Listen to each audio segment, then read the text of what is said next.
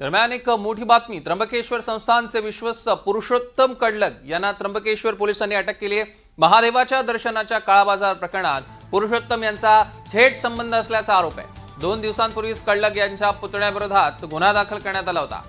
एका भाविकाकडून दर्शनासाठी 3000 रुपये घेतल्याचा पुतण्यावर आरोप होता।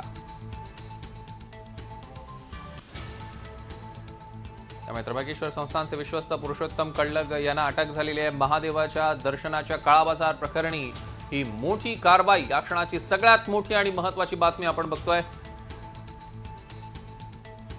महादेवाच्या दर्शनाच्या काळाबाजार प्रकरणात पुरुषोत्तम यांचा थेट संबंध असल्याचा आरोप देखील होतोय। 2 दिवसांपूर्वी कडलग यांच्या पुतण्याविरोधात देखील गुन्हा दाखल करण्यात आला होता। दरम्यान यावर आचार्य तुषार भोसले यांनी नेमकं काय म्हटलंय बघूया।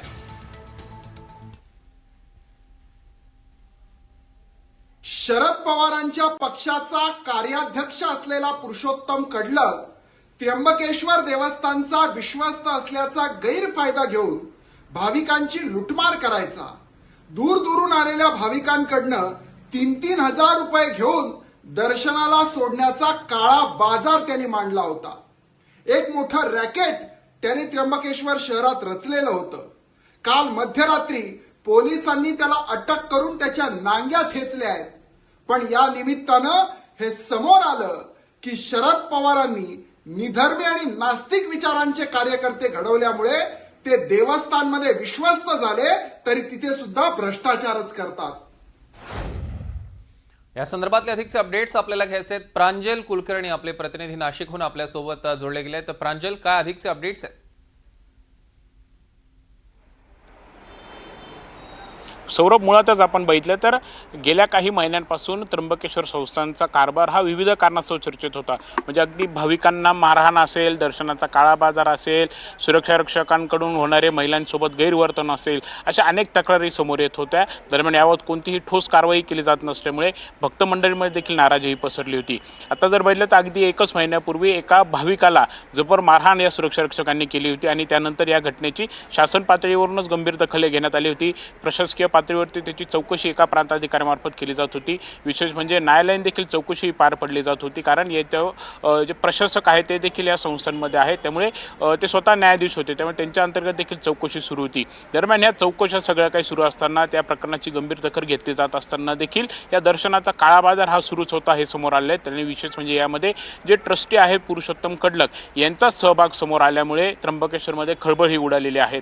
दरम्यान जी काही आता आपण बघितलं तर SP आहेत बाळासाहेब पाटील यांनी पत्रकार परिषद काही वेळापूर्वी घेतली होती आणि त्यांनी जी काही माहिती दिली होती ती देखील धक्कादायक आहेत। साधारणतः रोज 100 ते 150 अशा प्रकारे लोक जे आहेत त्यांच्याकडून पैसे गोळा केले जायचे। दरम्यान ही संपूर्ण एक रॅकेट हे काम करत होतं। हे रॅकेट खरं कसं काम करत होतं ही देखील माहिती आपल्याकडे आली आहे। जे भाविक दर्शन रांगेमध्ये उभे आहेत, जे खरं कंटाळलेले आहेत, अनेक तासापासून उभे आहेत, कारण त्र्यंबकेश्वर हे ज्योतिर्लिंग आहेत, देशभरातून इथे भाविक येत असतात। अक्षरशः 3-3, 4-4 तास त्यांना रांगेत उभं राहावं लागतं। तर हे दलाल दर्शन रांगेत जायचे, अशा काही नागरिकांना, जे भाविक आहेत, भक्त आहेत, त्यांना ते हिरायचे। जर एक नागरिक असेल तर साधारणतः, एक भाविक असेल तर साधारणतः त्याच्याकडून 2 ते 3,000 रुपये घेतले जायचे। जर त्यांचा समूह असेल तर 10 ते 15,000 रुपयांपर्यंत त्यांना एक पॅकेजच दिलं जायचं आणि त्यामध्ये तुमचं दर्शन 10 ते 15 मिनिटात होईल असं देखील सांगितलं जायचं। त्यानंतर हे दलाल पैसे घ्यायचे आणि ते पुरुषोत्तम कडलगचे जे पुतणे आहेत, ज्याच्यावरती 2 दिवसापूर्वीच गुन्हा दाखल झालेला होता, त्याच्याकडे द्यायचे। पैसे आधी घेतले जायचे आणि त्यानंतर फोनाफोनी व्हायची आणि अगदी 10 ते 15 मिनिटांमध्ये त्यांचं दर्शन होऊन ते मंदिराबाहेर देखील पडायचे।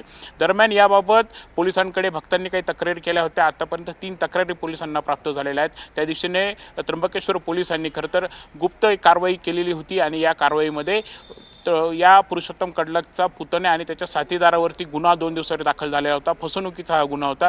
दरम्यान पोलिसांनी काही CDR तपासलेत, चौकशी केली आणि यामध्ये थेट पुरुषोत्तम कडलग याचा सहभाग समोर आला आणि त्याला रात्री अटक देखील करण्यात आलेली आहे। आता 2 मिनिटांपूर्वी त्याला न्यायालयामध्ये देखील पुरुषोत्तम कडलगला हजर करण्यात आलेला आहे आणि पोलिसांकडून पोलीस कोठडी मिळावी अशी मागणी देखील केली जाणार आहे। त्यामुळे एकंदरीतच आता प्रश्न असा उपस्थित राहतोय की या भ्रष्टाचाराची जी लिंक आहे ती थेट त्र्यंबकेश्वर संस्थांपर्यंत जाऊन पोहोचलेली आहेत। यामध्ये इतर कोणी ट्रस्टी सहभागी आहेत का, इतर कोणी आरोपी आहेत का, हे दलाल नक्की इथे किती आहेत, किती अशा प्रकारे दिवसाला काळा बाजार होतोय, किती भ्रष्टाचार किती मोठ्या प्रमाणावर आहेत, या सर्व प्रश्नांची उत्तरं आता मिळणार का हे पाहणं महत्त्वाचं ठरणार आहे। आता शासन पातळीवरून देखील आधीच गंभीर दखल घेण्यात आली होती आणि आता देखील थेट ट्रस्टीलाच अटक झाल्यामुळे आता पुढे देखील काय कारवाई होते ते देखील पाहणं तेवढंच महत्त्वाचं ठरणार आहे. निश्चितच या संदर्भात अधिकचे अपडेट्स आम्ही प्रांजल तुमच्याकडनं घेणार आहोत. तुर्तास धन्यवाद.